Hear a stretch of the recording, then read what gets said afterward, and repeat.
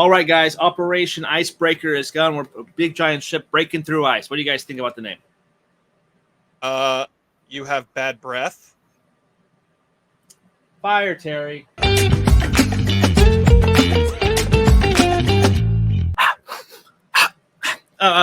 Hey, what's going on, everybody? Welcome back to the Almost Sideways podcast. My name is Adam. This is the Almost SideShow, where we're breaking down Breaking Bad. And of course, Terry. Breaking Bad.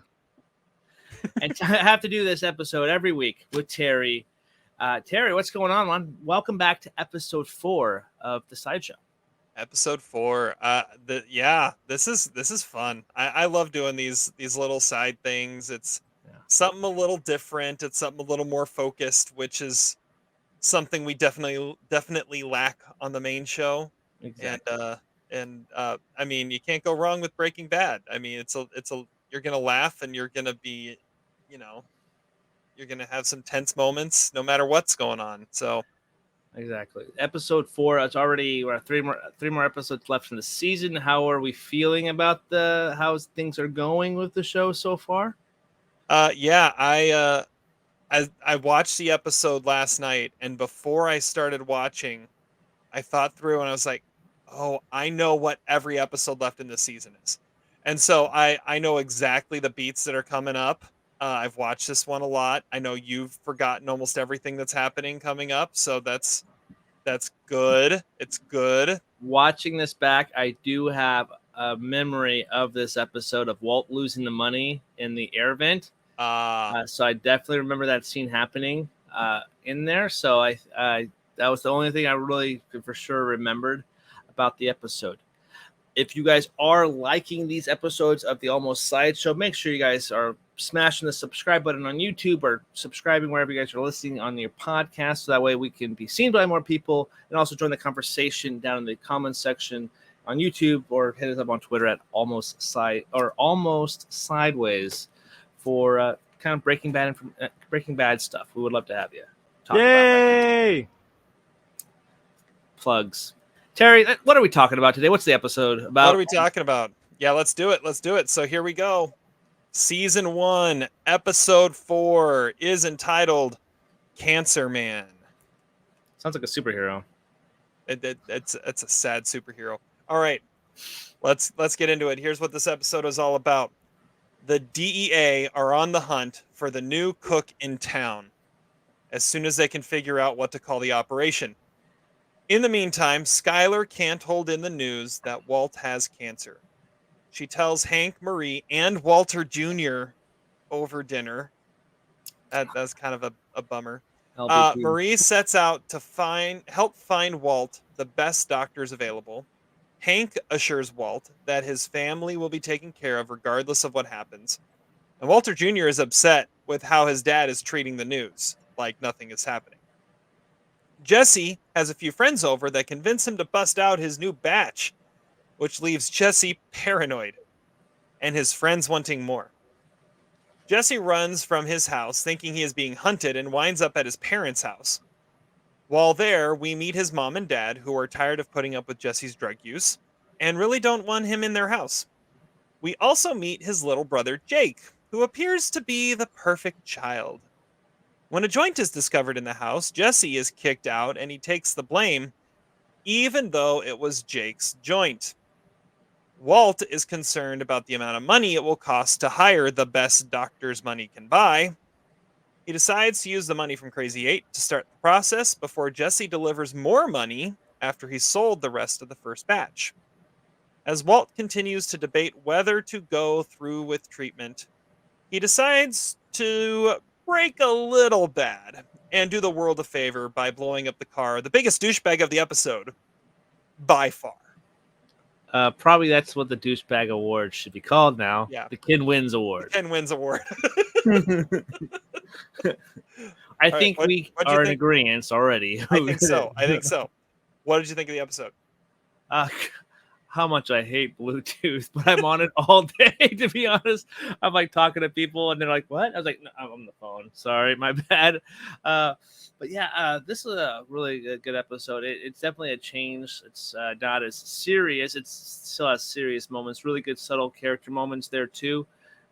you were definitely you're introduced to a really good, caring family. It seems.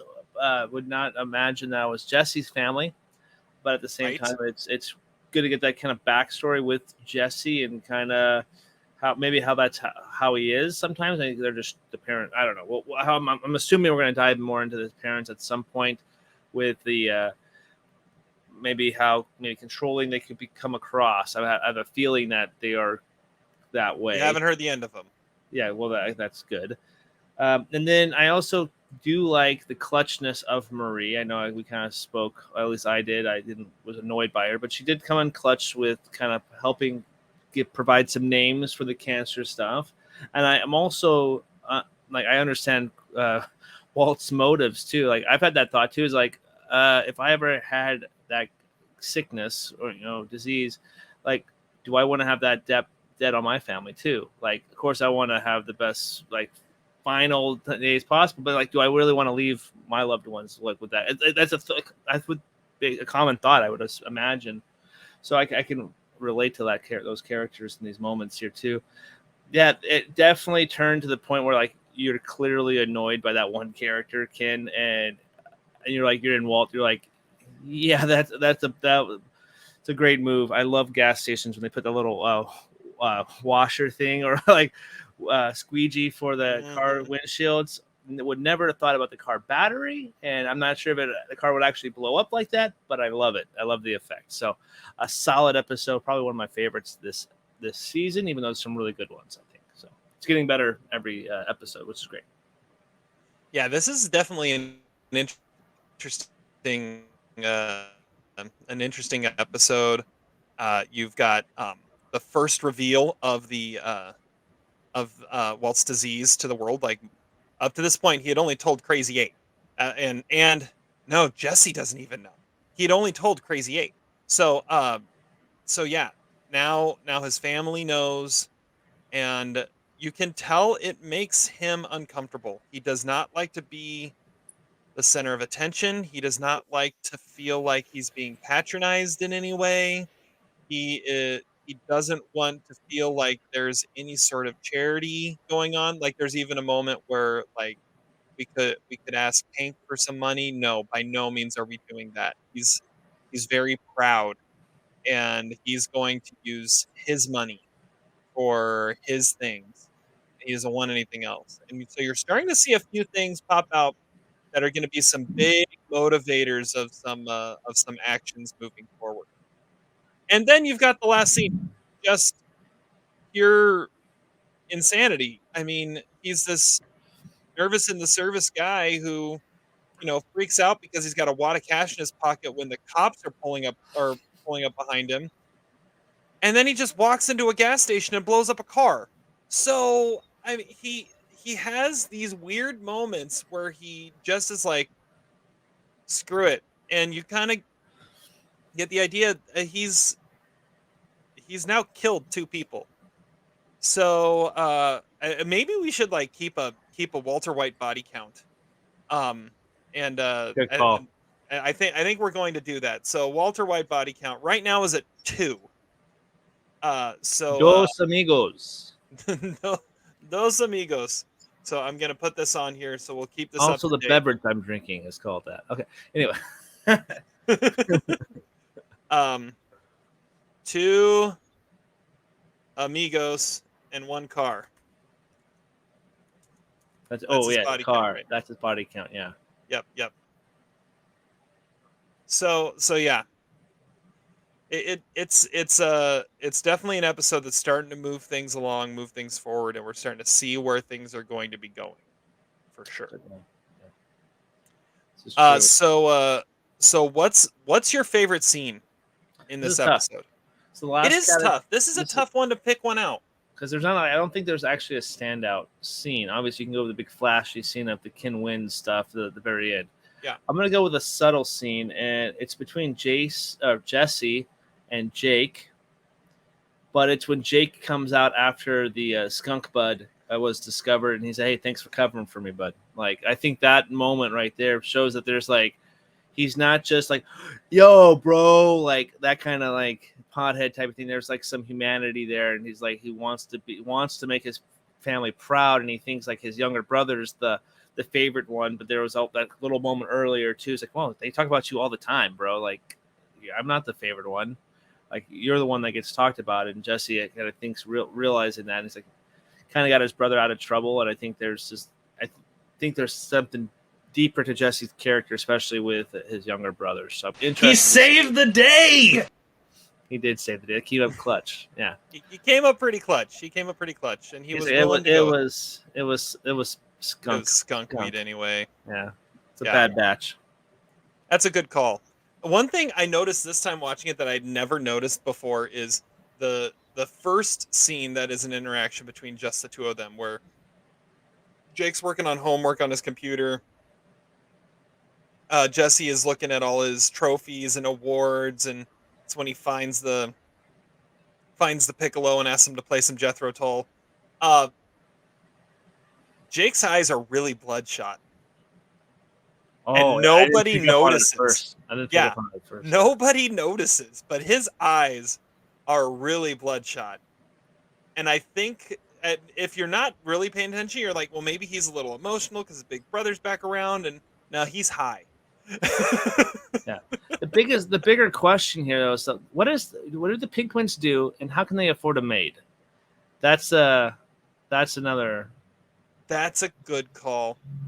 Like, what? I was like, wait, like, that's not the mom cleaning. That is a maid service cleaning or something. Like, that's interesting. And I was like, wow. And she has great eyes, because you can't see it from the little pot thing but whatever what little thing on the desk was. Yeah. The pot with a little pot in it. Yeah. Mm-hmm. With a little pot in it. With a little pot. You've got pot, don't you? Your eyes are all bloodshot. Anyway.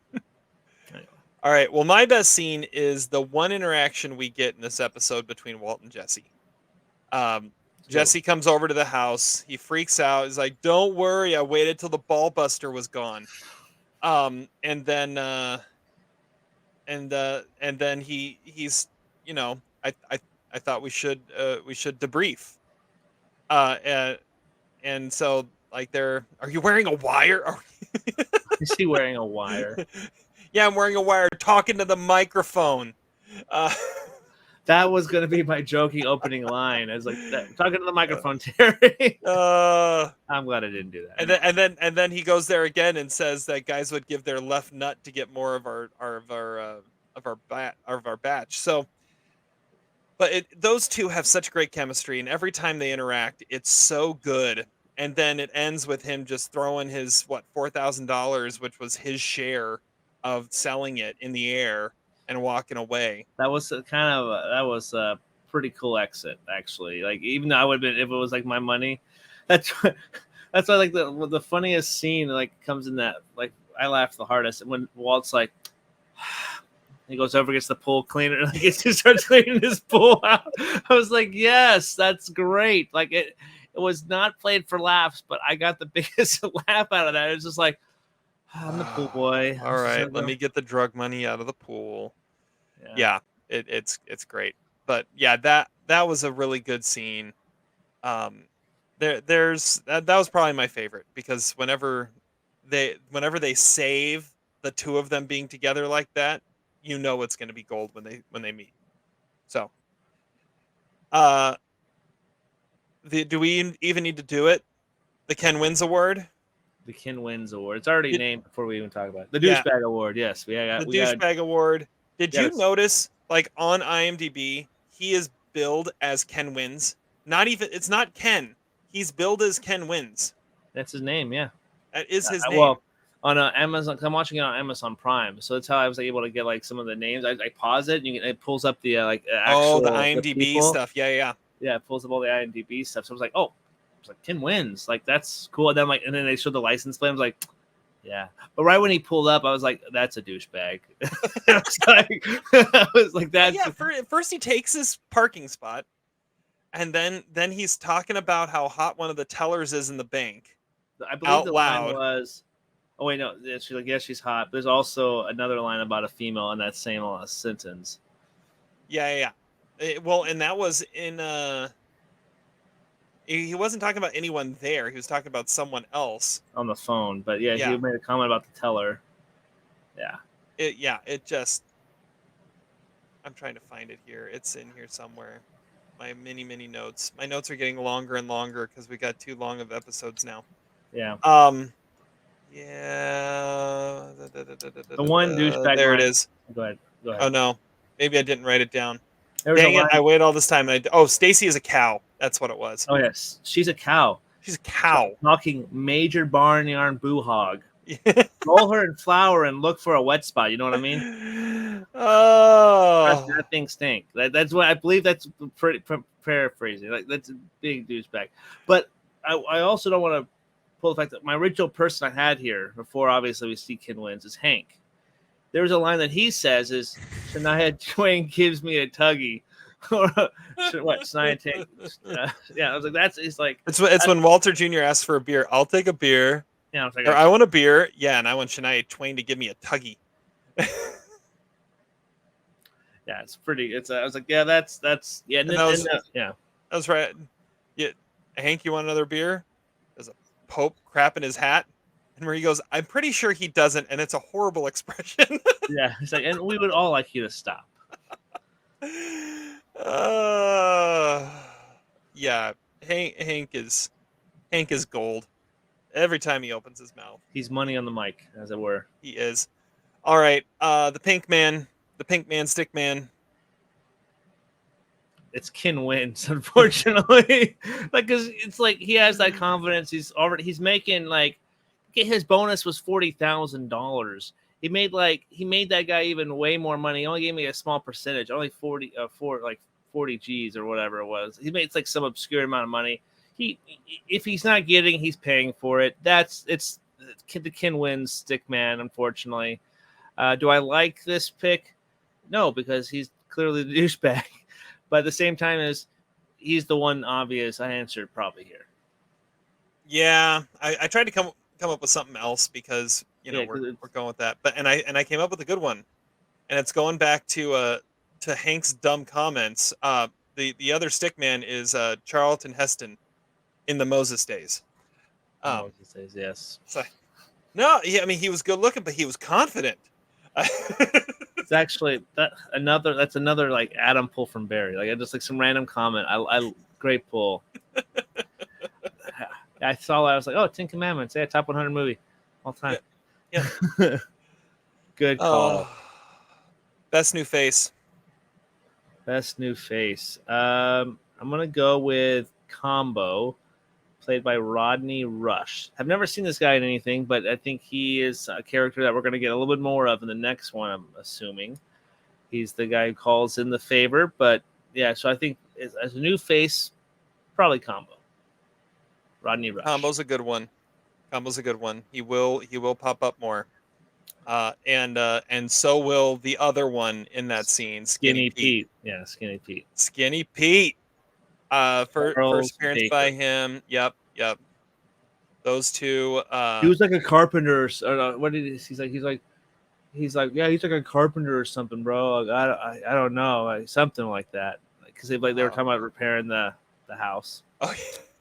He's a carpenter or something, bro. I don't even know, but yeah, he could help. About his dad. Oh yeah. Oh man. Yeah. So Skinny Pete. Also, I'd say probably the only other one that's a new face is the Doctor. And other than of course Ken wins, but the Doctor's solid, but nothing really beats Combo and Skinny Pete. And that was one of my other favorite scenes.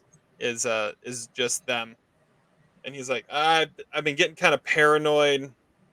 So no, you know what? Yeah, you guys ready to taste the best scante ever made? I think the funniest, the reason I picked Combo is because he's like, you just want us to leave. We just tell us, like, he's like me. Just be honest, don't bullshit me. Like, just tell me if you want me to leave. Well, it's not even that. He was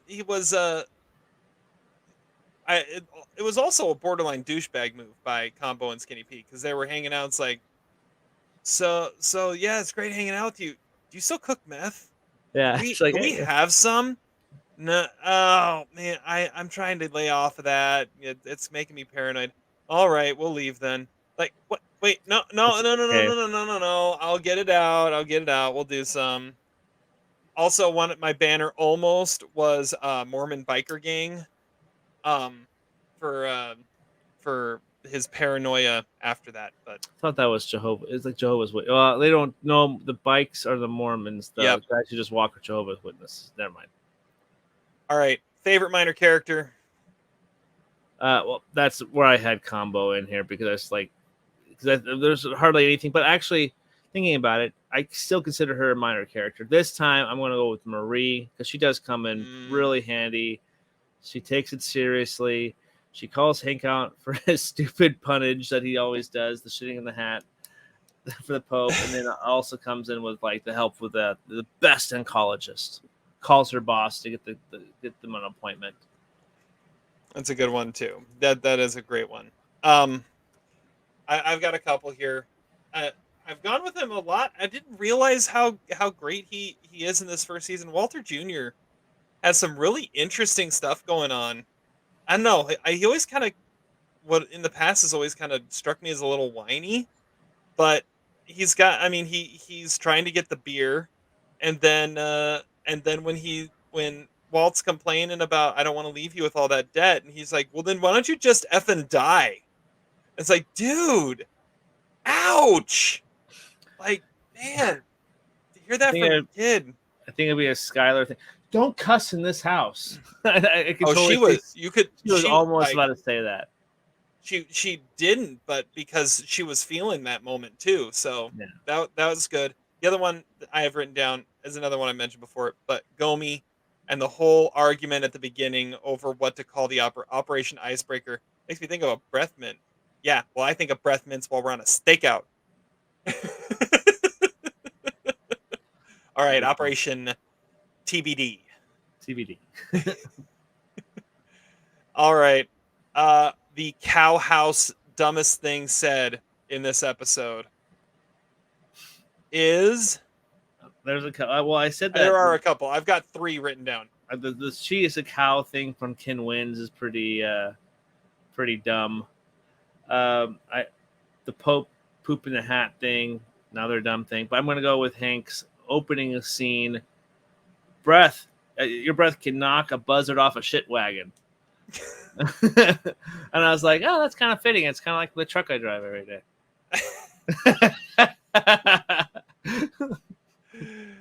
Are you gonna put in an official request to rename Honey Bucket? No, because no, but it's still it's nice though. Get that a bumper sticker. You should get that on a bumper sticker. All right, so I've got a few here. A couple of them are from the Jesse Combo and Skinny Pete scene. Dude, you should check out these fake Pop Tarts. They're like imported from Canada or something. And then so there's that, and then there's dude, what happened in your hallway? Something happens? Like, yeah, no, I think the house is just settling. Hit me in the eye. Hit me in the eye. And then the winner goes to the last line of the episode as the car blows up and Ken Wins comes out and yells, "Call the fire people!" Yeah, dude, you have a Bluetooth. Like what? Unless he left his phone in the car, and he's just the walking fire around. people. You know, I get it, but the fire it's people. horrible. He's horrible in so many ways. All right. Did you find any problems with this episode? No, I didn't really. Not the well. No, I didn't find any real problems with it. Okay. Not this time. Not like I found like a little flaw last time, but right. Yeah. Yeah. The one thing I feel like the whole thing with Jesse's family kind of comes out of nowhere, and I think it's kind of like what I said the last episode with the flashback scenes. It kind of comes out of nowhere, but it's kind of necessary because you need to introduce these characters somehow and give them some context, and this is able to do that. Oh, I thought of it. Thought of one now. Okay. If they were able to afford a maid, they would not be buying those crappy folding up lawn chairs that he gets stuck in. Those are like Walmart bargain bin lawn chairs. Those are not something a rich person who can afford a maid is actually going to afford and buy. They're going to buy some really high quality stuff. You bought some new lawn furniture, and it was new. It was brand new. Brand new crap they bought for their backyard. I would like to see how he actually like got stuck in there. Like that's the funnier part. I think that's what we're missing. All right. Anything? Any outdated moments that you saw? The Charlton Heston reference is kind of. It's not a person you would necessarily reference now, and it's not a person I would actually think that he would actually reference. I would think Hank would reference more like a John Wayne type, because it's just based off that kind of macho.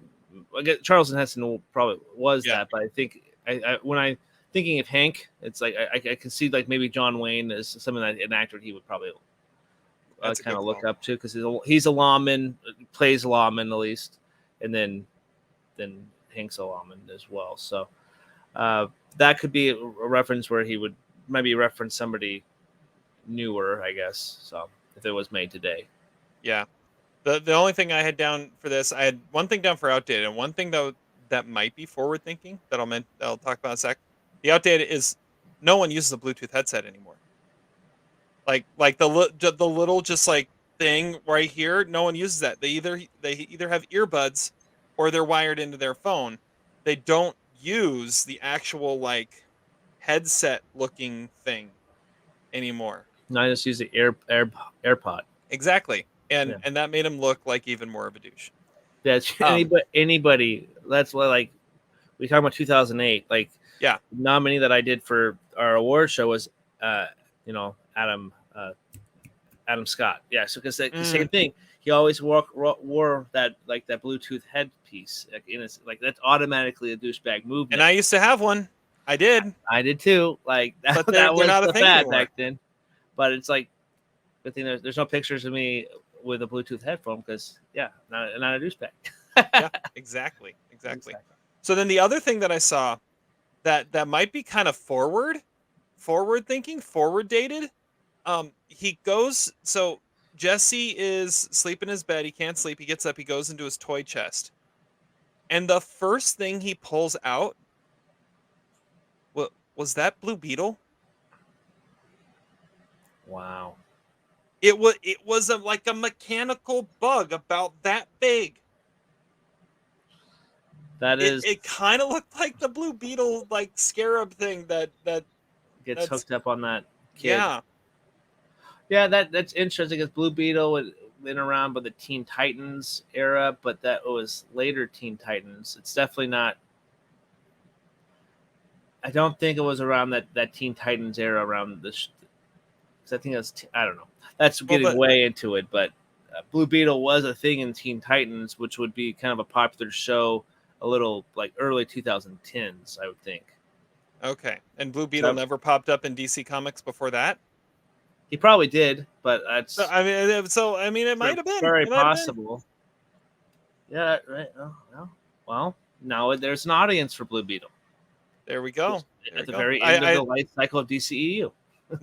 I just thought that was interesting, and then we'd be remiss if we didn't mention Jesse's drawing of Mr. White that pops up in that scene as well. All right, midlife crisis moment. Where did I put this? Midlife crisis moment. So I running away from the knocks at the door, especially when it's like people trying to, like, hi, let me talk to you about the Lord. I was like, shut up, we're not home. But I think the funnier one is Hank. I'm going back with Hank. Those swim trunks, bro. Like, at the barbecue, definitely, like, he has his shades down, like he has strapped down. He's like, yeah, guys, how's it cracking? Like, yeah, Shania Twain. Again, another kind of, well, it's more recent, It'd be more weird if he like said like Aubrey Hepburn or something like that. Like that is way outdated references of celebrities, but still like it. Shania Twain still felt a little outdated for 2008, but it did. But still, like it's funny. Yeah, but yeah, that's definitely a kind of a midlife crisis. I'm like, your swim trunks have flames on it, bro. Like, I was like, no, thank you. Yeah. Just pick a color, just one color, great. Stationary color. So mine, it's not as much a midlife crisis moment as a teacher relatable moment. Oh, good call. There's the one scene in the classroom where Walter Jr.'s hanging out. He goes, "Oh, okay, well, just let me finish up here, and then we can go." And he starts grading papers, and I look at him, and I'm like, he uses my brand of correcting pen. And I'm pretty sure. Yeah. And I'm like, because I'm very particular about what pens I use. I actually have one of them right here. This is my black one. I'm pretty sure this is the type of pen he had, or if not, it was close to it. Do we have the same pen? We have the exact same pen. They're the best pens. I've got like a 20 pack of 20 different colors in my classroom. Because they're the best pens, and I use we're in a midlife crisis now. I use one until it dies, and then I grab a new color, and then I use that one until it dies, and I grab a new color. So, anyways, he uses my pen, and that is pretty amazing. So that was my pull. I respect it. That's good. But the sad part was, as soon as he started correcting papers, my first thought was, I wonder what kind of pen he uses. Because it's a disease. Clip that. It's a disease. It's a disease. All right, LVP. LVP, Adam Pinkman's consistency. He is not consistent with how he critiqued. Yeah. I thought that was funny. He's like, we need to be consistent. He walks in. He's like, oh, he's setting the table. Never mind. We're good. Yeah, he's setting the table. Yeah. And then he goes in and it's like, you got pot. Yeah, in our house. No, you're out. But I don't know. Pot's a lot worse than, or a lot less worse than Crystal. Can tell you that. That is true. That is true. My LVP is Jake's band director. Because he doesn't want him switching between woodwinds, but so he's putting potentially his best player on the piccolo. You never use a piccolo. There are very rare times you need a piccolo, and so you're gonna put him on piccolo when he wants to like switch between piccolo and bassoon. I mean, those are two specialty instruments. He could easily play both of those and be fine, but you're gonna pigeonhole him on piccolo. That's weird. It's a really good call. I'm a trombone man myself, but baritone. We would have sat next to each other. Yeah, we would have. So, we became best friends again. So we did. All right, what's your MVP? His oboe skills, Jake's oboe skills. MVP. I'm gonna go with Marie here. I think out of the whole episode, I did not like her last week. But this week, she definitely stepped up. She, like I said before, she was one of my minor characters of the episode. She helped out, pulled some strings to get Walt and Skylar into this appointment.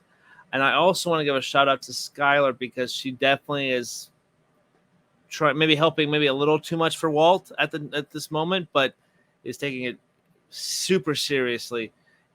And she's pregnant.